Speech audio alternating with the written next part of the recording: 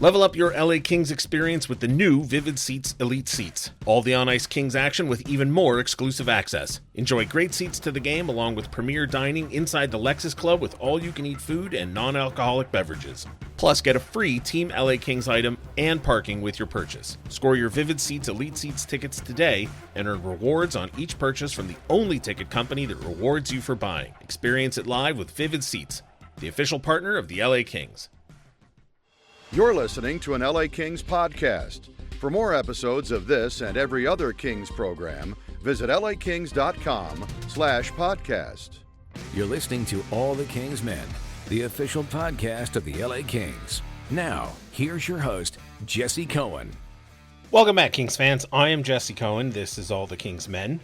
We've got an interview with Darren Granger for you today, and it's all about the second half of the LA Kings rebrand, and that is the uniforms. We talked about the logo. Now let's get into the changes on the uniforms. We're also bringing you a little bit of a history lesson, because once upon a time I was able to interview David Courtney, and I've gone ahead and included an excerpt of it here in this episode. David, for those of you who don't know, was the Kings PA announcer and worked for the Kings for more than 30 years, and in his own words here, talks about the creation of the original Gretzky-era jerseys and logo. David passed in 2012, but was able to see the Kings win the Stanley Cup for the first time in franchise history, and I'm thrilled to be able to remind people of the impact he had on the LA Kings.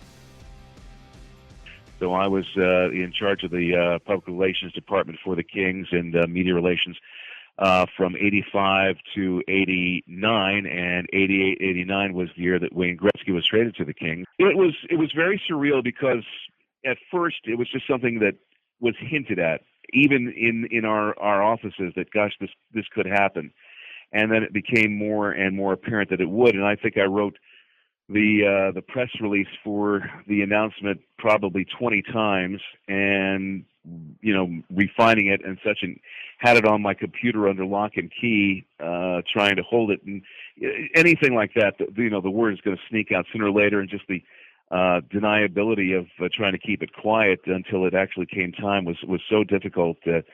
But on top of that, we were redesigning the uniforms at the time, and I was put in charge of that as well. We were kind of a small operation in those days until Mr. McNall came in, and the responsibility of changing the uniforms.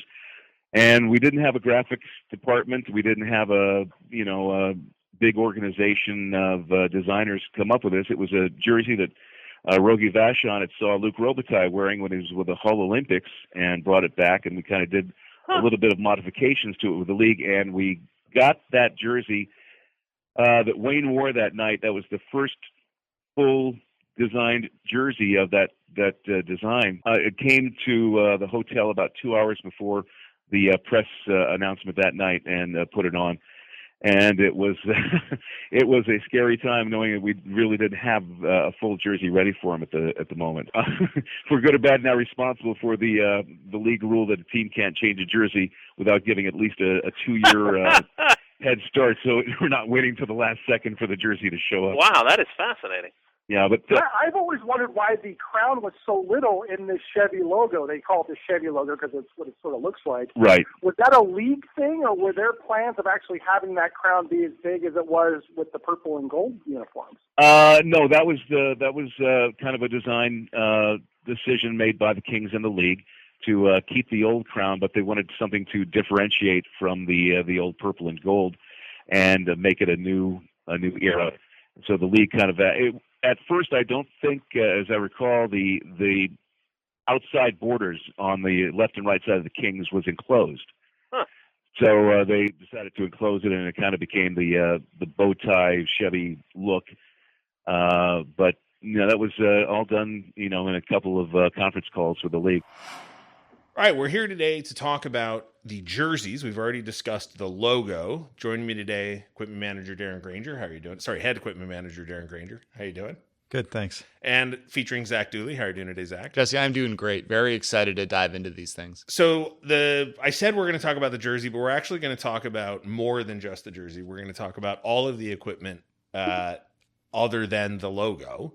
Although I suspect we might discuss the logo a little bit, but we've already spent an hour and 20 minutes talking about it. So, but Darren, I want to start from the top, literally, the helmets. I don't know if this will be perfectly clear from the promotional material that people will have seen by the time they're listening to this, but the number one part of this entire change that I'm the most excited about, I think, is the matte black helmets. I love matte black. Whenever I play Grand Theft Auto and you can take your car to the little shop, I'd always do it matte black. Cal Peterson's mask, when it had the matte black element with the shiny, I was in love with that. Drew Doughty's car is matte black, and I love it, and I desperately want a picture of him wearing the helmet next to his car.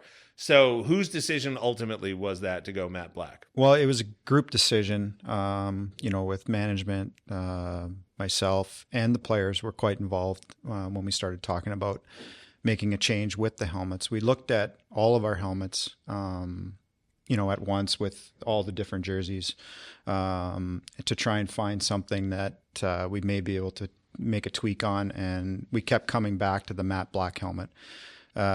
We feel like it is a good match to the black that's used in the jersey, whereas the shinier helmet, it still looks good, but it doesn't have the same kind of tone as the jersey ends up having.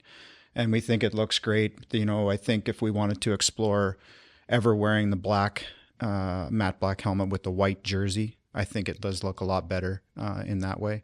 A lot of teams are starting to do that now. You see Carolina using it. Toronto explored it last season as well. So I think, if it kind of tones down the look of that, of the shine of the helmet. And it turned out good. I think it really looks good. How difficult is it to work a helmet color in that hasn't really been used before? Like, as far as I know, no team has used a matte black helmet, at least on a permanent basis in the NHL. You've seen matte helmets in Vancouver temporarily. You've seen them in other sports.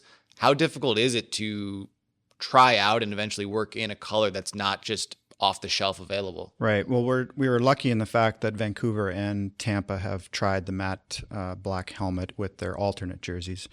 It did help in the process so that the manufacturers were already creating some of the models in matte black. They currently don't create all of the models in matte black.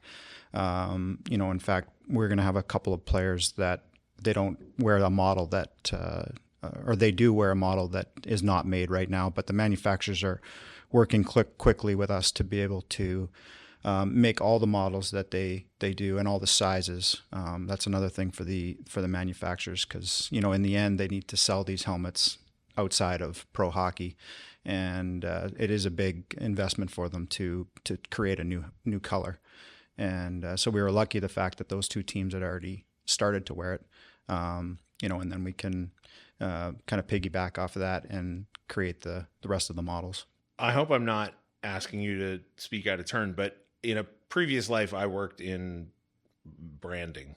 And if you ordered 100 tote bags with one logo on it, it's one price per bag. If you order 1,000 tote bags with a logo on it, it's a much cheaper price per bag. Does that apply to matte black helmets as well? It does. And especially if we're going to be the only team that's wearing it.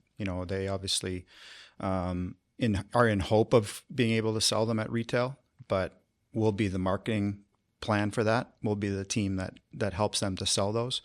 And we saw that a lot with the chrome helmet. None of the companies had a chrome helmet at the time that we started wearing the chrome helmet. And now they do. Two of the companies do sell that helmet in their line. So that's the goal for them. And then the idea for us is to, make sure we have what the players need and the models that they make. You talked about player feedback.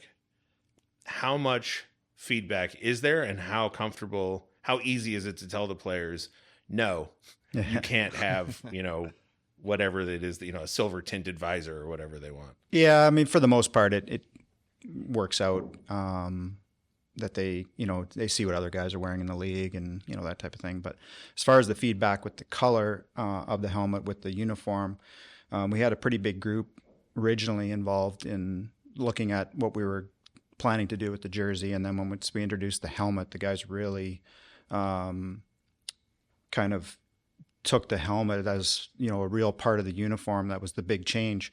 We've changed a lot with the jersey, but we're really looking a lot like the 90s uniform with some great updates. So the helmet is the one thing that's totally different from what we've had in the past. From what I've heard, say Drew Doughty, one guy who wears an older model of helmet. How do you take, say, a black helmet or whatever color you'd use as the base and turn that into a matte helmet for a model that isn't made in the matte right now? That feels interesting to me. Yeah. So Drew and Trevor Lewis both wear a model that's not manufactured anymore. The lifespan of the helmet still has some life to it. They still have not expired.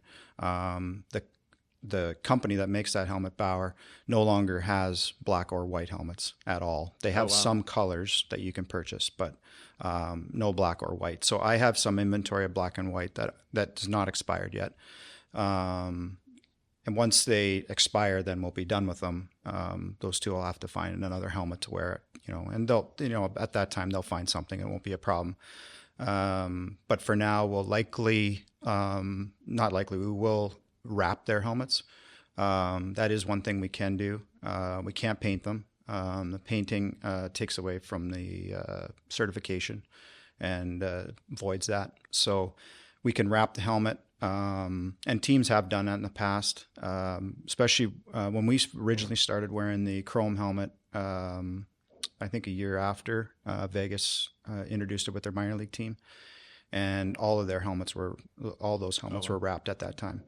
So the chrome ones, the chrome that Henderson Silver Knights wore, was a wrapped helmet because the manufacturer wasn't creating it for them yet. So going back to Drew and Trevor's helmets is, we'll probably end up having to have quite a few, and they'll probably have to go out, because they're going to get damaged easily. But we can probably make it through the lifespan of the helmet until it expires. I remember hearing a story about, I think it was Patrick Marleau, who wore a very specific kind of skate. And it was like he would go around the country and buy all of those skates from like various pro shops. And I'm pretty sure he's like, once I run out, I'm retiring. Yeah. It's like, they're so comfortable, right? You've worn it for so many years. It's like, that's what you got. We've done that at certain times where guys are really locked into something that they like to use. Jeff Carter, when he played here, used an old technology shaft of his stick that Bauer really did make for him right up. As far as I think he was still using it in Pittsburgh. But they used it, he used it right up till the end of his career. But there is lots of that. I used to buy multiple skates for Justin Williams and Drew at the time because they were using a model they really liked that was going out of production.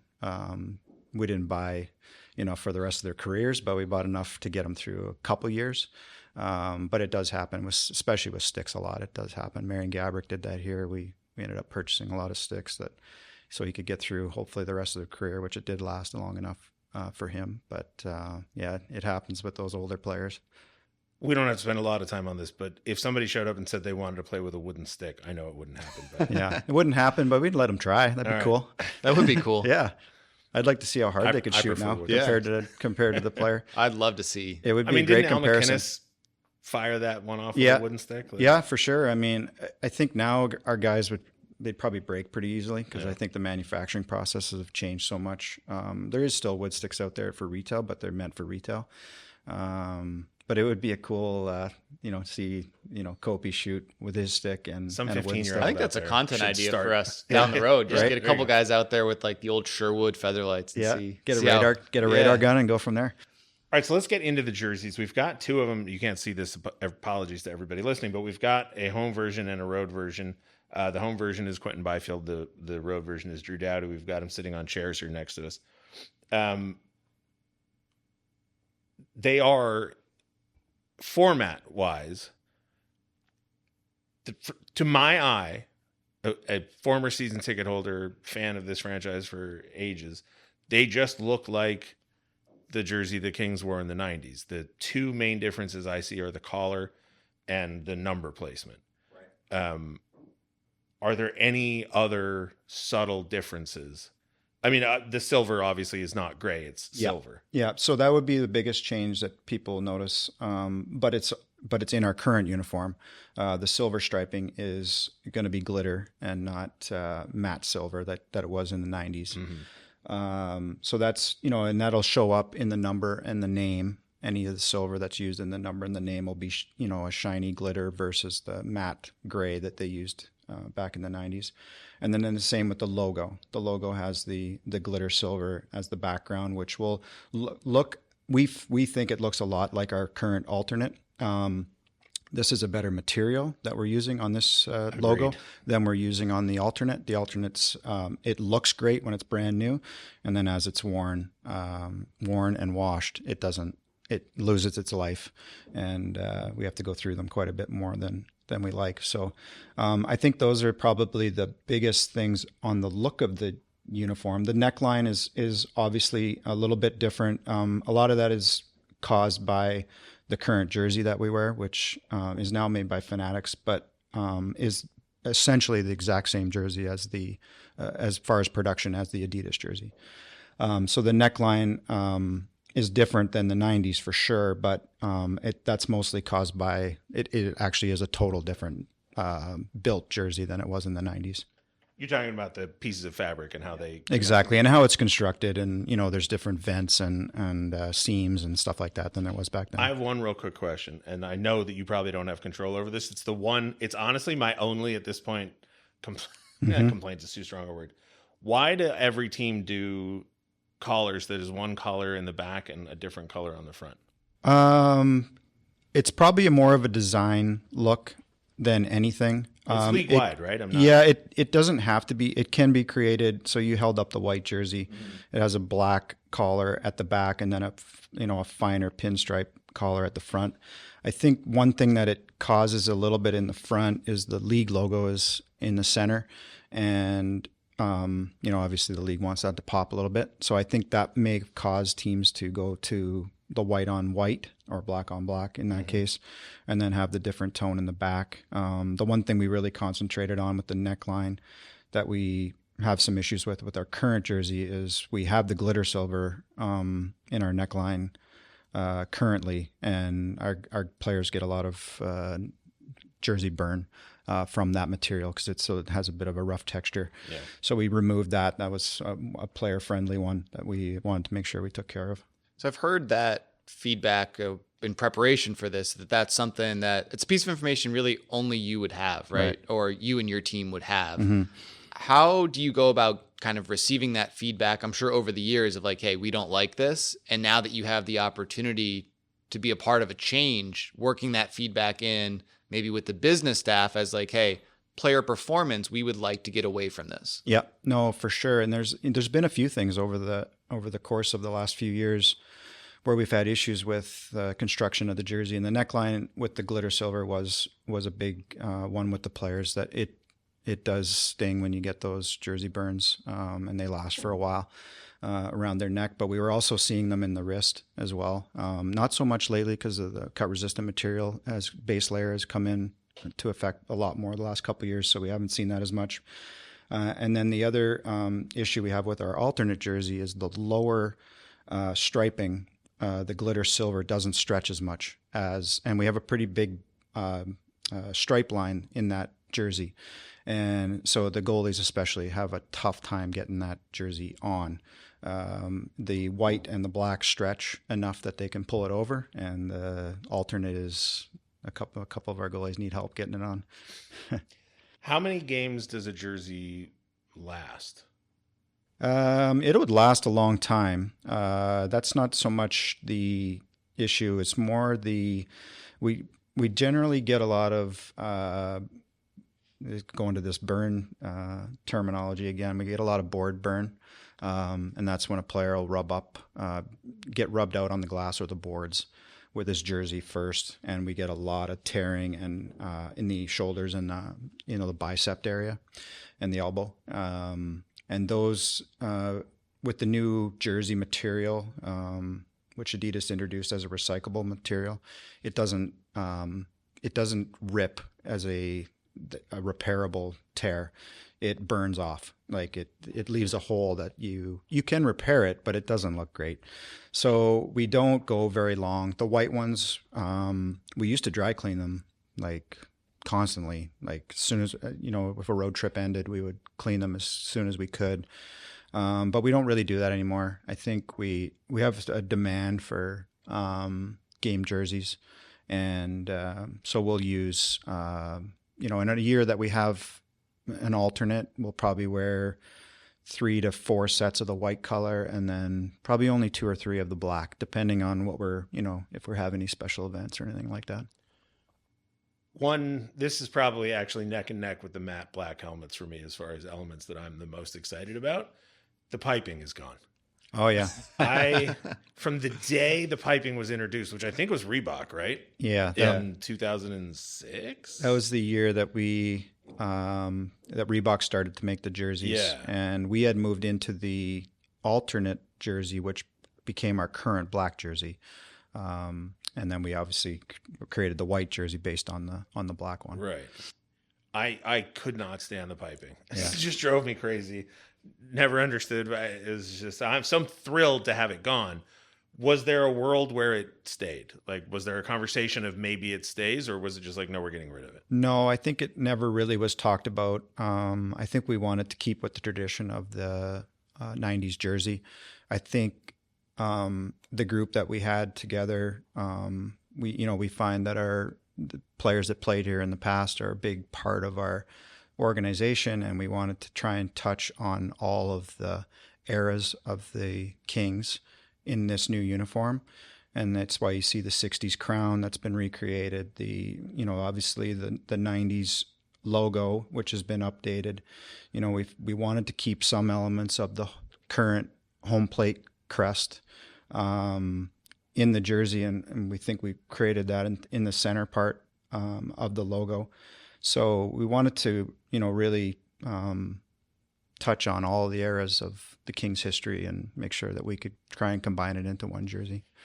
One of the things we learned by talking to House Industries and just talking to various different people in various different departments is how much future-proofing is the word that I think I was introduced to on the logo has to be taken into account. And for those who still don't get what future-proofing is, you're just trying to anticipate challenges down the road so that you don't come up with something and then have to change it time and time again. So I'm looking at the Byfield jersey and I'm looking at the numbers, and they're the silver fabric that we talked about. Then there's a black outline of the numbers. Mm-hmm. Then there's a white outline around that black outline.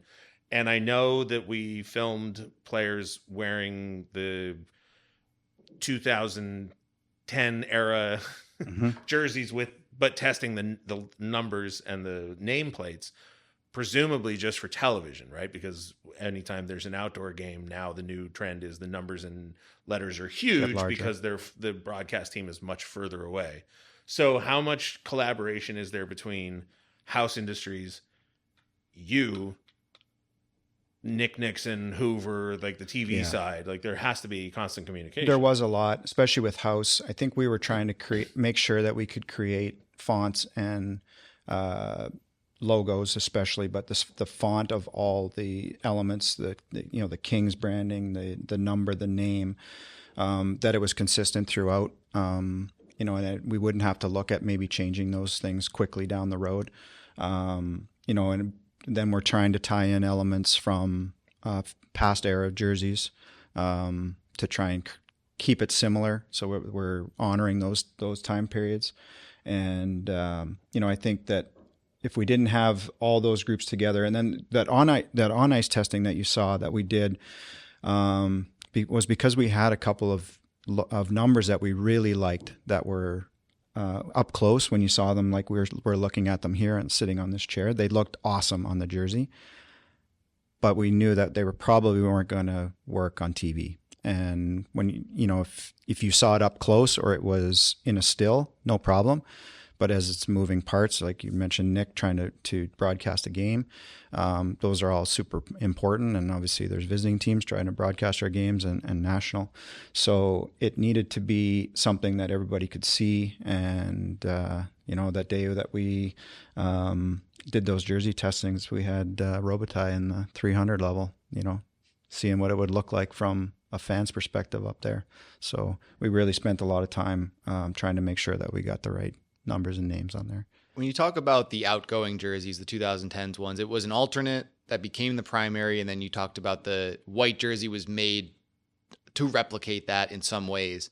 How exciting was it to be able to do both together and have it be like a consistent changeover instead of one and then we're mocking a second one to try to mimic the first one? Well, this has been really good, and obviously good timing with Fanatics, the new brand coming in. It made sense to do it all at one time.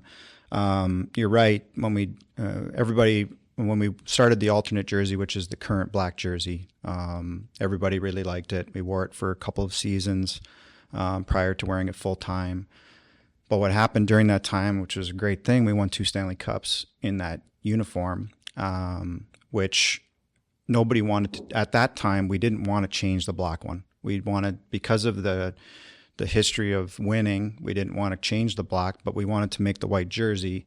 Everybody knew we needed the base striping fixed up, but we were worried about taking away the look of the black jersey because of the 2 cup winning teams. So it is nice to be able to get it covered off all at one time rather than kind of piecemealing it. When you made these, was there one, the white or the black, that was kind of completed first and it was like, oh, this is the look, now we need to mimic it? Or was it like a total process of 2 going kind of parallel paths? Yeah, it was kind of packaged in. I think all of us that were involved were super excited about the black one because we hadn't worn the black one for a lot of years. We have had the white one sporadically. We had the alternate, which is very close, that current alternate, and then we did wear the 90s white jersey for a few years as a kind of a retro jersey or history jersey. So we had seen the white a lot, and I think once we all got the sample of the black one, that's the one that everybody was like, oh, that looks so good.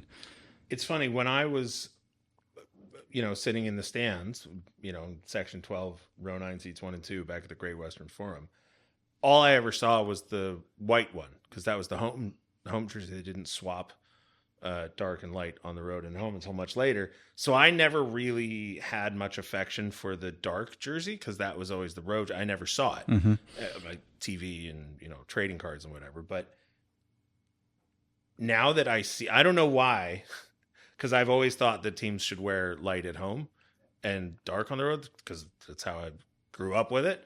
But now that I actually have been around the black jersey multiple times now, I really like it. Yeah. I like it a lot more than I liked the original. Yeah, the black looks really good. And when I came in, we wore white, same as your time watching the Kings. But I liked what we do. I agree with what the league, when we originally made that change, the idea was that the home fans weren't seeing the home colors. They were only seeing a white jersey every night. And that was the whole idea. And then that turned into teams wanting to wear alternate jerseys. And that created a whole other element of, how do we match up road teams coming in? I was always told, and now I've got you, I can ask you. And I don't know if it's true or not, but I guess this is a conspiracy theory I believe in. I was always told that once third jerseys started showing up in the late 90s, it became a hassle for teams to, if you were going to go on the road, if you wanted to wear a third jersey on the road, you had to bring 2 sets of gear, and that was just cost prohibitive. So they just said, you know what?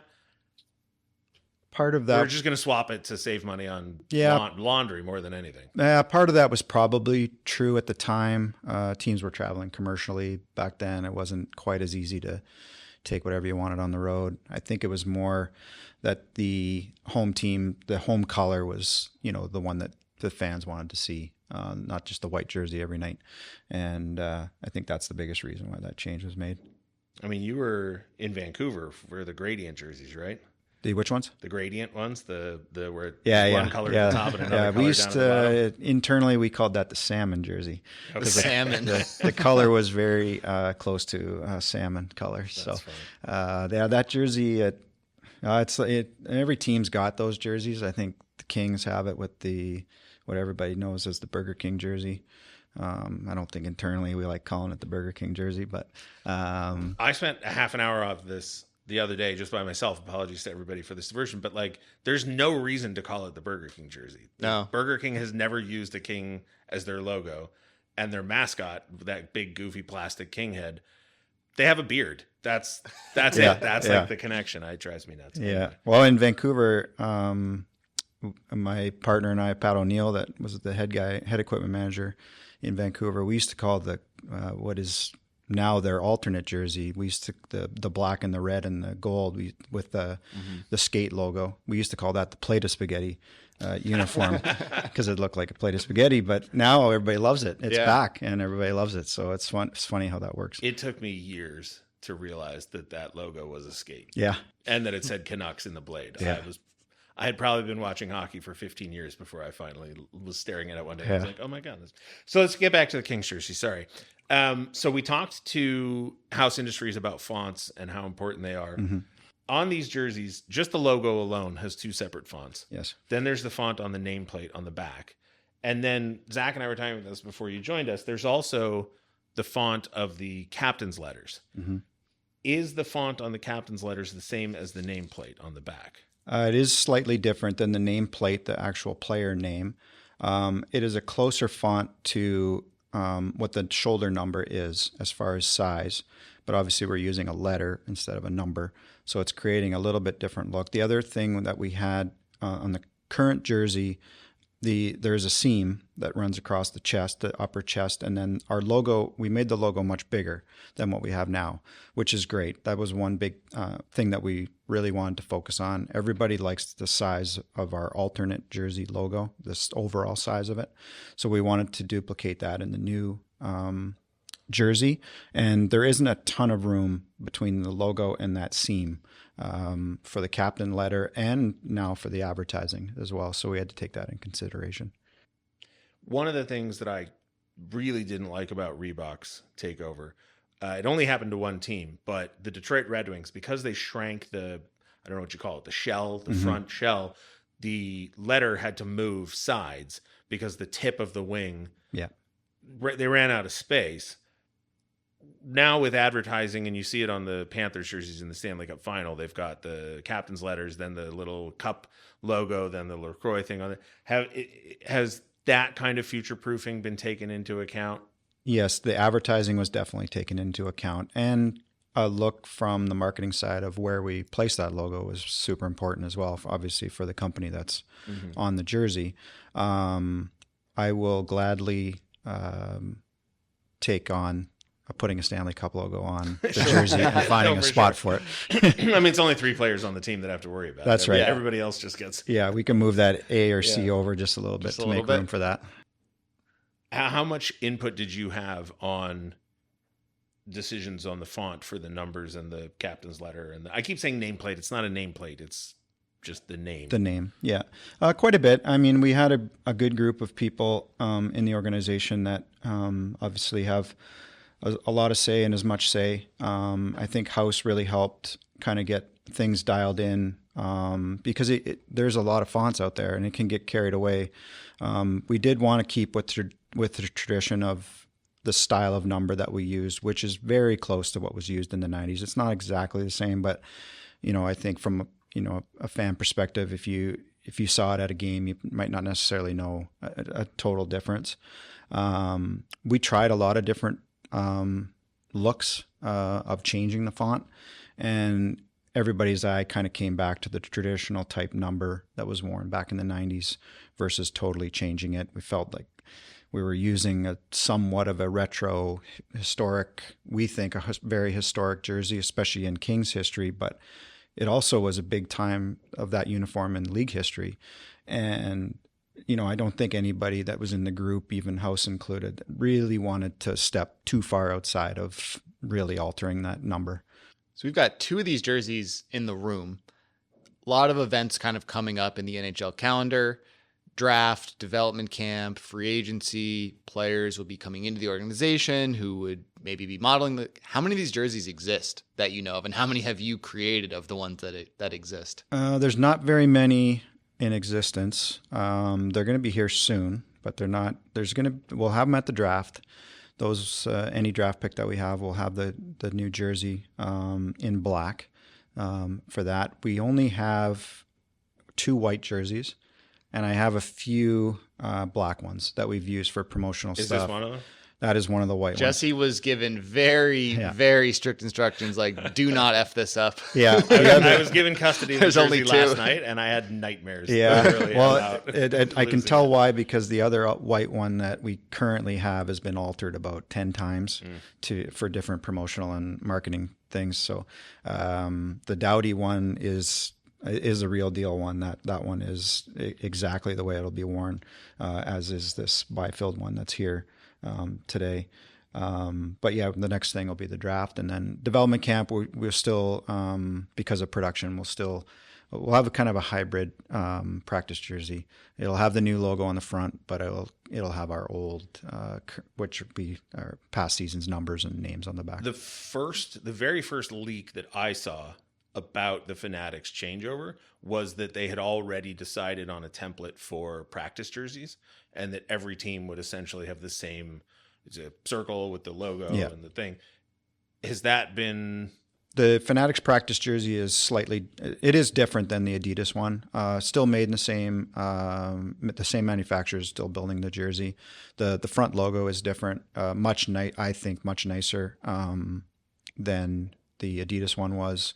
The three Adidas stripes are coming off, obviously, and then there's a couple of seams and vents that are in a different color. So if it's a black jersey, it may have a silver or white vent, just to add some color and dimension to it. I'm talking about maybe a seam that's built in. Okay. I'm using vent because I'm looking at the one that's on the arm, right underside of the arm. Yeah. Yeah. The mesh. It's a mesh material. The breathable mesh fabric for those who pay attention to that sort of thing. Yeah. Sorry, I keep turning my head and the mic keeps not catching me. So then, does everything stay the same as far as how practices work? Like, you'll keep it, defensemen come out for a practice skate. They're usually wearing black. Forwards are split between white and gray, that sort of thing. Yeah, that's a coach decision on what colors we wear. We have a lot of availability of different colors, and he could change it, kind of at any time, depending on what he's doing. The past, two coaches under Todd, and then under Jimmy when he took over, we've traditionally worn the black, silver, and white. And then he may introduce a fourth color, which we usually use purple at the time. But it could be, we have lots of colors. We try and steer clear of the greens and blues and those colors that aren't except ours. On Christmas. We'll do Except them when on Mikey Anderson signs his contract. Special events or, Cinco de Mayo or something like that. This is not about the new jerseys, but I got to ask you since you're here.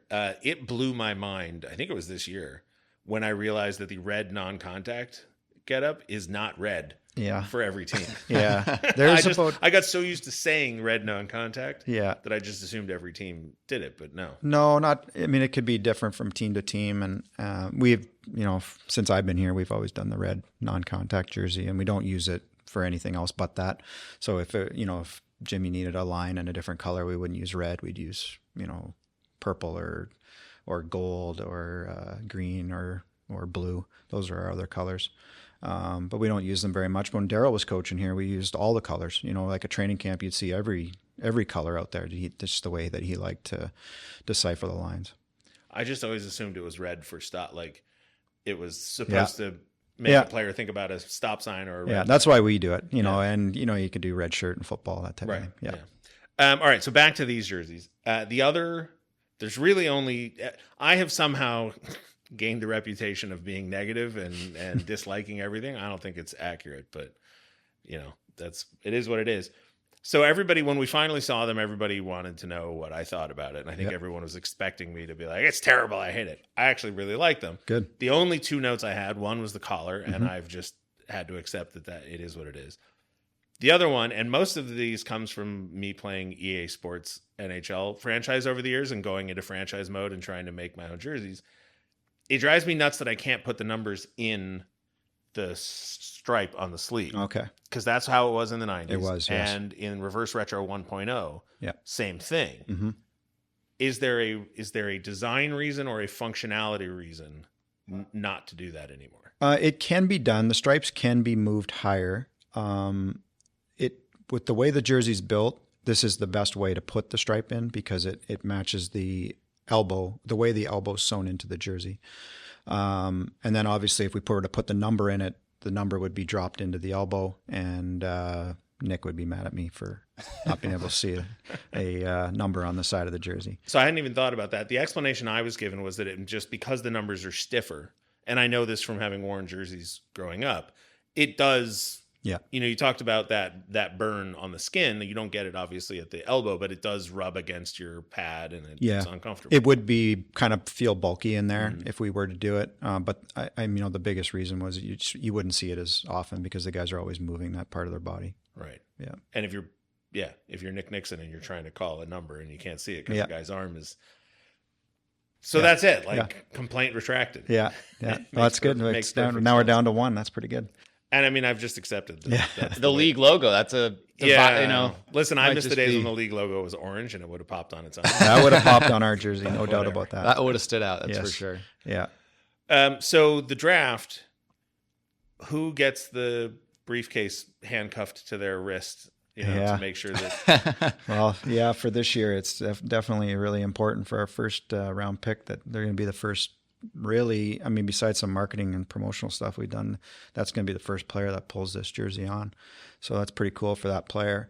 But yeah, our PR department and Eva Bassett, they'll have that duty of making sure that nobody leaks this jersey out before we get to the draft table. So I think I said on the conversation we had with House, the first indication that I got where I knew for a fact that this was coming was a year ago. We were working on the logo for All the King's Men, and it was going through revisions, and an employee who no longer works here pulled me aside and said, "Hey, just so you know, you're going to have to do this a year from now, so don't get too attached to whatever decisions you think you're making today." And I went, "Oh, okay, I got it." Later in the year, I may or may not have seen accidentally some plans for the locker room. Mm-hmm. How much input did you have on that kind? Because one of the things, again, we talked about this with House, but the number of tiny places that the logo has to be swapped out is mind-boggling. Yeah. It's your domain down there. How much say did you have in how those changes were implemented? Oh, a lot on that. We have a lot of logos in this building. Between here and crypto, it's a huge change. I mean, obviously people see the sign that's on the outside of the building or the sign as you walk into the office. The doors have, but every door has one. On steel, I think. And then you get into the real details of, the helmet stickers are all different now. The apparel that not only that we all wear day to day, but the base layer that the players wear, that all has to be changed. The equipment bags that we travel with, the trunks that we travel with, all that has to be changed. So it is a huge change, and it's probably going to take a little while to get through it all. We're going to really target the major ones that everybody sees, right away in the first week or so, and then over the summer we'll pick away at the rest, and crypto will get down there before the season starts and get to those. But it is a lot of change as far as the branding side of it. But do you have veto? But if they come along and say, all right, the nameplates, we want to have the logo on both sides of the name, do you get to say, no, we're not doing that? Yeah, if it was outside, obviously the jersey was a big collaboration with a bunch of people in the office. But as far as the dressing room and Luke and Blakey give me pretty good control of what we put up, or a coach may want something that's different, but the logo that's going to be in the ceiling, that type of thing, that's on me. Do you design, when they do a post-game interview and it's Cam Talbot wearing a hoodie and a hat with his number on it and everything, who designs that? Oh, I got really good assistants that are really good at working with computers and design, and we create a lot of those. Most of all of them now, actually, all those numbers and things, we try different things. Those are all done in-house now. And we like to just kind of mix it up a little bit and try different things. We had the Hollywood sign look last year, and we've done some stuff for the outdoor games, especially the one at Air Force. We did some different things. So yeah, just to kind of keep it different. We wear so much apparel. There's a lot of changes for different events and different things that happen in the league throughout the year. So it's nice to switch it up every Those are once in a some of my favorite things that I see. Just the little details, like the Hollywood sign one in the names or the specialty nights. Like Yeah. it's just cool to, I'm sure for you guys as well, to have a little creative freedom for sometimes a team that's black and white. Yeah, exactly. It can get a little. So when Yeah. you can get outside of that and be creative, I've always loved seeing some of the stuff. Yeah. It's also come one of up the with. biggest requested, people say, like, where do I get that? I know. I have to tell them, I don't know. I don't Yeah. know. I don't know what to tell you. These are one of one. Dana Bryson and Chris Shornack, they were very excited about the kangaroo for the kangaroo. that we used in Australia. The That kangaroo. Yeah, kangaroo. exactly. So we know that it's a 2-year process to make this change. The league put that rule in. I don't think we've talked about it yet on this episode, but we years ago I had an interview with David Courtney, who was responsible for designing, or partially responsible for designing not only the jersey but also the logo when Wayne Gretzky came to the Kings. Okay. And they only had one prototype, and they were rushing to get it to the hotel on time for the press conference introducing Wayne Gretzky as a member of the Kings. And that's when the league said, we don't want to deal with this stress anymore. You have to give us Yes. loads of prep time. It was implied in our conversation with Kelly Cheeseman and House that the crown might become a future secondary mark. So how much, if that were to happen theoretically, how much thought has already been put into I know there's going to be no third jerseys this year because of the Adidas to Fanatics switchover. Mm-hmm. But down the road, teams will presumably go back to heritage jerseys, third jerseys. I don't know if reverse retro will ever happen again. 3.0 seems like stretching a lot of teams pretty thin conceptually, but how much thought is being given towards that sort of Oh, jersey? a lot. And a lot happened during the design of these jerseys that we were concentrating on what we wanted to do for an alternate when we were able to introduce that. We have put in a plan to wear an alternate jersey 2 seasons from now, which is the league rule that you're talking about, that we have to have those plans ready to go so that Fanatics can start processing the help to make that uniform. The crown is going to be a big part of, I think, future uniforms. I think we really like the look of the new crown, and especially when it gets enlarged into a full size. I think it's going to make for a great jersey logo at some point, whether it's used as an alternate or used in reverse retro, or I hope they keep the reverse retro going. I think it's been super popular, and like you said, Duels, it maybe allows the Kings to introduce colors that we don't normally have in our look. Tougher. Montreal's, as far as I'm concerned, already 0 for 2. I don't know what they're going to do if you Yeah, it's tough give when them you another at bat at it. you keep that traditional look going. It's very tough to make a change for those teams. Real quick question, and I don't know if you know the answer to this or not, but the crown on the logo patch, it's a, Front for logo. those who don't know what I'm doing, I'm touching the Drew Doughty jersey. I can't stop. So the logo has, the black outline is not as raised as the white interior outline. Then you have the Kings lettering that's raised, the Los Angeles lettering that's raised, but the crown feels like a separate piece attached to the overall jersey. Was that? Yeah, it was done that way. It's partly because of construction and partly because we're trying to give the logo some dimension. So if you talk to the people at Fanatics that do the design of the logo, we give them the logo, and then they're creating the design of the jersey logo. They're trying to create some dimension in the letters and the crown to make it pop. And we tried 2 different crowns. One is the one we chose, which we really liked the silver. We thought that the finish was very good. It has more of an embroidered type finish to it. And then whereas the other one that we didn't sign off on was more of a flat material, but the color that they used, because it was flat, didn't really match the glitter silver. So we felt that this one really worked with the logo that we ended up going with. There was a lot of concern when the announcement came out that Fanatics was going to be creating the jerseys, and obviously anybody that follows sports on social media saw all the issues that Major League Baseball had. I've only been around 2 of these jerseys, the ones we have in the room here right now, but I mean, they appear to be perfectly high quality to me. I'm assuming they'll all be like this. This is not just those are a bait exact and switch. Those are exact jerseys that the players will wear next season. The manufacturing of the jerseys is done by the same company, SP Apparel. It's in Quebec. They have created the NHL jersey for a long time now. They did a CCM jersey back in the day. The Reebok jerseys were done there. The Adidas jersey was made there.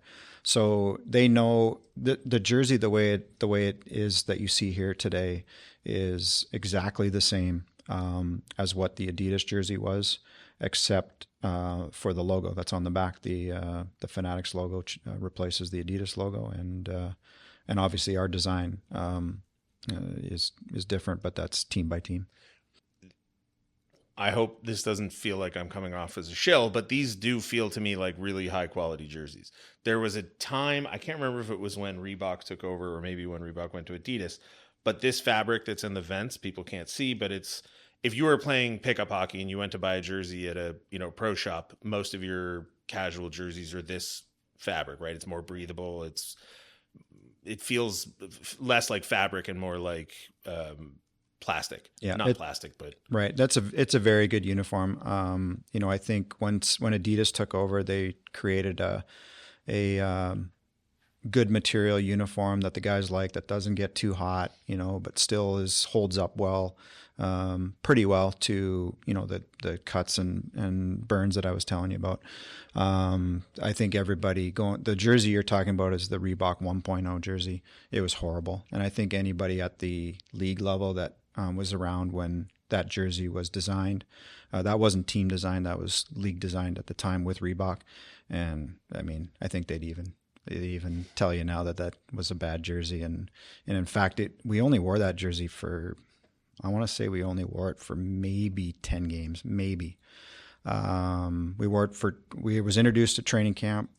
The practice jersey, the guys had a tough time in it, and then we started wearing it for the first few games of that season, and I think by about 10 games in, they had gone back to the original design, which was I can't remember who the previous manufacturer or the logo was at the time, maybe CCM, and so we switched it back, and essentially this is the jersey that it got changed out to. We gave that one a try, and it was just so hot. The guys were having such a tough time with the material. I don't think you'd have been crazy to have questioned the quality. So it was encouraging to feel how good that they were. Great. Just it's fantastic. The stigma, right? Their quality feels like a jersey. It feels like a jersey. Yeah. No, like when I hold it, when I see it, this is gonna maybe sound crazy, but like I grew up, there were a couple smells that I knew what they were. One was what a comic book shop smelled like. One was what a new hockey jersey smelled like. I didn't want to wash. Every time I got a new jersey, I wouldn't want to wash it because eventually that smell would go away. Yeah. And I'd miss it. These are great. Yeah. I do want to talk about the other elements of the uniform other than the jersey. So before we move off the jersey, okay. No, I'm good. So shorts, I'm assuming, I've only seen promotional materials of 4 players in the full uniform. Yeah. Black shorts for both? Pants. Breezers, whatever you want to call them. Yes, the pant is not changing from the current jersey or current uniform. The pant that we currently wear was designed off of the 90s uniform back then. We've played around with a logo on the front. We're not quite there yet on that, but like down on the hem. Lower hemline on one side. We would like to have something on there at some point. I think that'll be a change. Now again, as somebody who's spent way too much time in franchise mode on the NHL franchise, would that be just a repeat of the primary mark, or would that be? It could be, or we could go outside of the logos that we currently have. Right. I think we're exploring different options and see where we'll go from there. And then the glove is not changing from our current glove, which is very close to the way it was worn in the 90s. They had a little bit more white in the 90s, but issue that there was in the 90s was all the glove manufacturers just did kind of whatever they wanted. It could be black, silver, and white, but they just did whatever they wanted as far as the stripe lines. And now we really make sure that they all look the same no matter what brand you're wearing. Did you look at all into different colored gloves? Like, I know the white gloves were very, I don't know if progressive is the word with the alternate, but they were cool. They were different. You know, was there any exploration into something different than?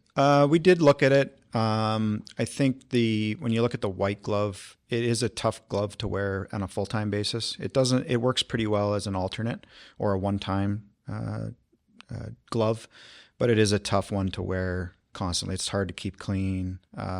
It just doesn't look good overall, over time. If a guy likes to wear his gloves for a long period of time, it kind of gets a yellow tinge to it and, that type of thing. So, what about silver gloves? That'd be something we could look at, maybe at an alternate. The material that would be used, it would be hard to match our glitter silver. So you'll notice on the pant as well, it's the material that's used in the striping on the pant and the glove. It's hard to get the glitter. It'll either be too rough or it won't hold up in those. And they're obviously those areas get damaged quite a bit. So usually we have to use a flat color material, and it just doesn't have as much. So if you introduce a silver glove and we use the glove material that's currently available, it would come off as looking like a flat gray instead of a glittery silver. I was trying to think of like the chrome dome pun, like chromits or something like that, but we'll workshop it down the road if this comes into play. Yeah. So there are tons of different manufacturers of gloves, and how much control, it's 3 colors, and a black glove is a black glove is a black glove, and yet that's not true. There's all sorts of, because obviously the manufacturers want their word marks and logos popping on their equipment. Yeah, a lot of the logo stuff is controlled by the league. So the logo sizing on all of our equipment that you can see on the outside is all kind of regulated by the league. They can only have a certain size cuff logo on the glove. The only certain size pant logo. The location can only be in a certain location. So that's controlled. So that's good. But the companies are good about working to make sure that we have a consistent look in our gloves. A lot of them in the past few years have tried to introduce a different liner because they want it to stand out. So they'll introduce like a red liner or a green liner that's across their product line. And, those are things we just, like here, we don't do. Like I don't want a green line glove that you're not going to see it all the time, but you might pick it up. I mean, with our colors, a green supplement's going to stand out like crazy.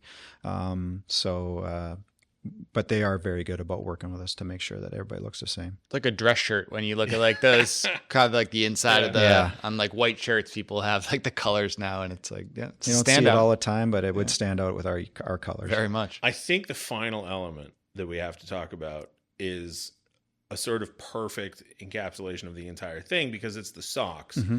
And there was really only one thing that you could do with the socks, which is don't screw it up. Yeah. It feels like it's a pretty straightforward move, and you guys went with it and you did it, which is to just make it look the way it's supposed to. Right. It is a traditional look, matches the jersey hemline. We didn't venture very far on the sock. It wasn't really even actually talked about because I think we were trying to look at the 90s uniform and make sure it was very similar to that one. Ultimately, I think, at the all-staff meeting where everybody was showing all the details and everything, there was an employee it was open up for questions and answers, and the employee just said, yeah, to those who don't know, what is actually different about this? Because they couldn't tell the difference. Sure.